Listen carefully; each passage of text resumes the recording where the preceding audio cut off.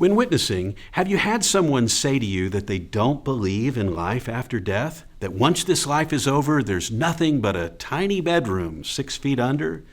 Maybe you've heard it put this way, perhaps by young people: YOLO, you only live once.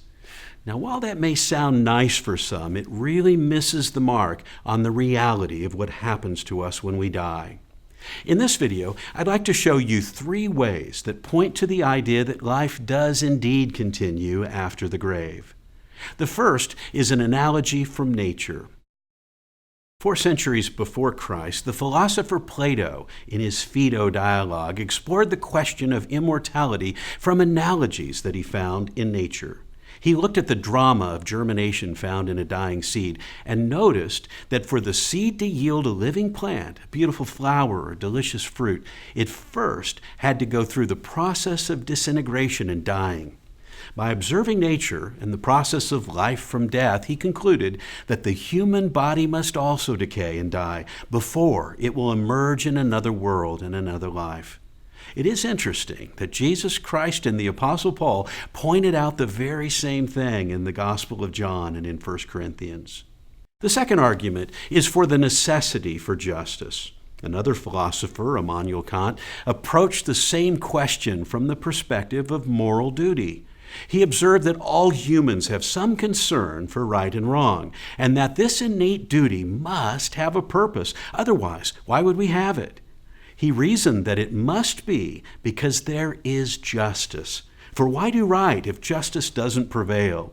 He noticed, however, that justice does not always prevail in this world. Sometimes crime does pay, cheaters do prosper, and people do not always get what they deserve. In short, life isn't always fair.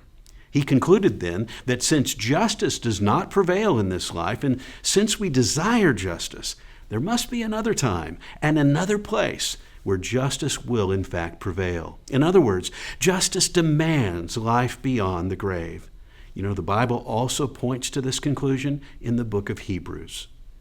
The third and most dramatic argument is found in the words of the dying.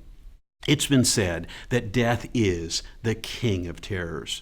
For instance, there was an author, Edward Gibbon, who cried out, "All is dark." Contrast that with Augustus Toplady, author of the hymn Rock of Ages, said, "All is light, light, light." And D.L. Moody, who said, "Earth recedes, heaven opens before me." And there are many more examples. Taking all the words of the dying together, one thing is clear. Those who believe in Jesus Christ often die in a remarkably different way than those who do not. So do you really only live once? Taking the analogy from nature, the necessity for justice, and the words of the dying, we have a reasonable answer for the people who say, "I don't believe in life after death." I'm John Sorensen, and this has been Reasonable Answers for Honest Skeptics. If you like Reasonable Answers, like us on Facebook and subscribe to our YouTube channel. Let us know what tough questions you get asked when witnessing and what topic you think we should cover.